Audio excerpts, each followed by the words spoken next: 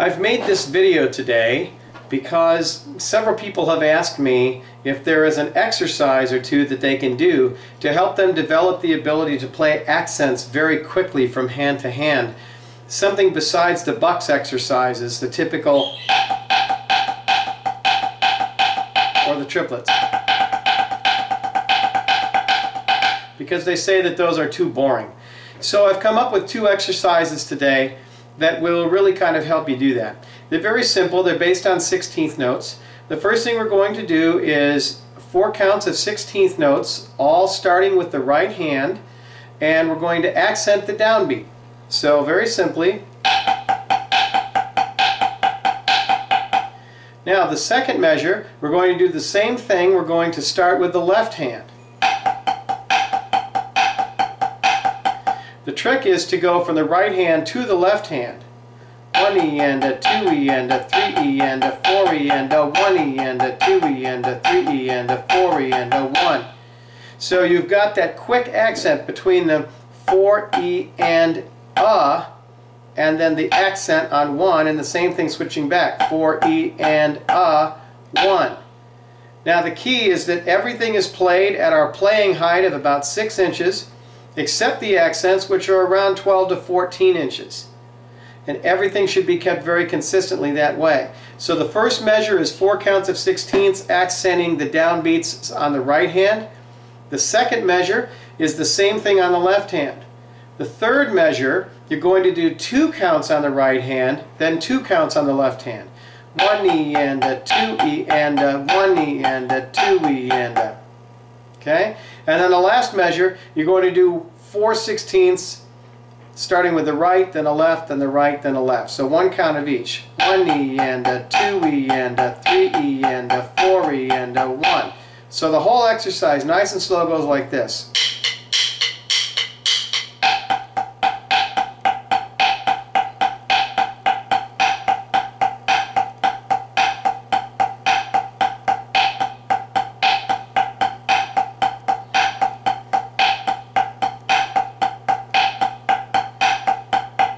So a little faster.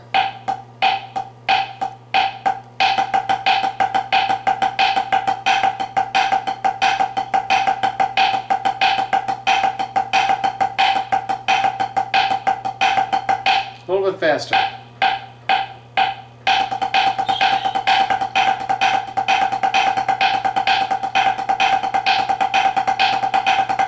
And one more, a little faster.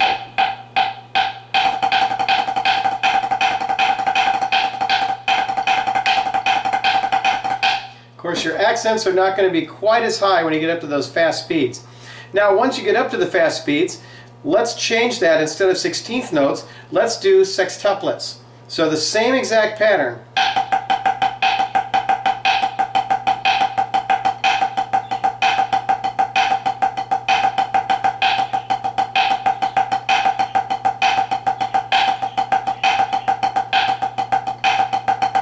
Here we go. 1, 2, 3, 4.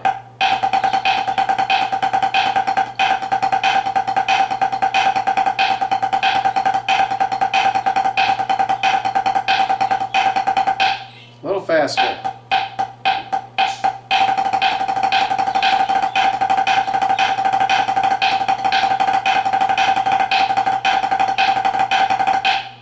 Okay, now, just to make things a little more interesting and to help you get the fast accents with a double accent, you're going to accent the same exact pattern we did the first time with the 16ths, but we're going to accent the 1 and the So the first and the fourth of each group of 4 16th notes.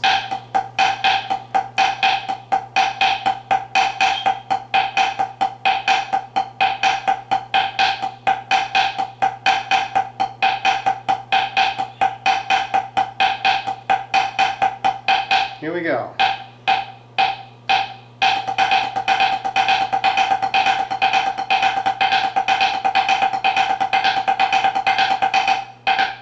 Okay, and now the same thing with the singles.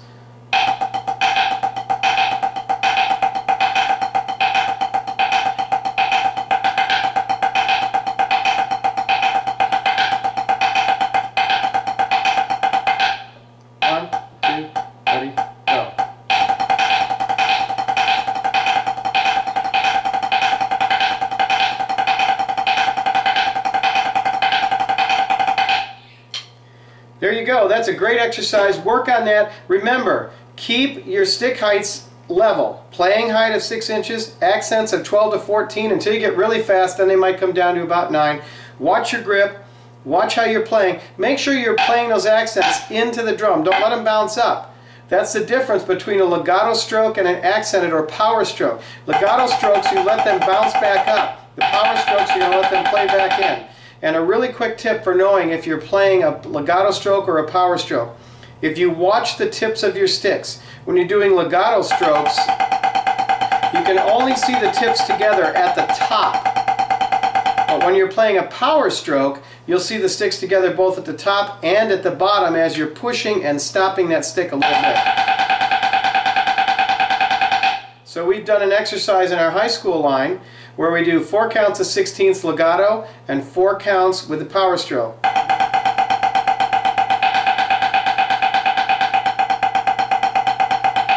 And 2 counts of each, and 1 of each, and 2 of each. That's a little tip for power strokes and legato strokes. Apply that to the exercises you've seen today. You should have no problem getting your accents up to speed. Have a great one.